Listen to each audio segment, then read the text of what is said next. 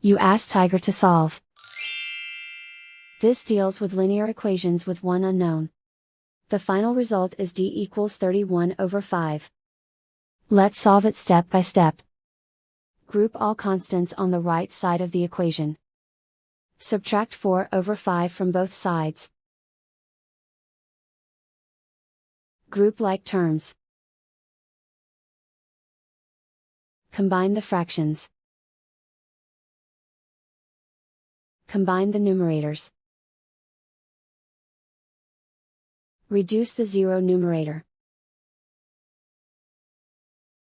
Simplify the arithmetic. Convert the integer into a fraction. Combine the fractions. Combine the numerators.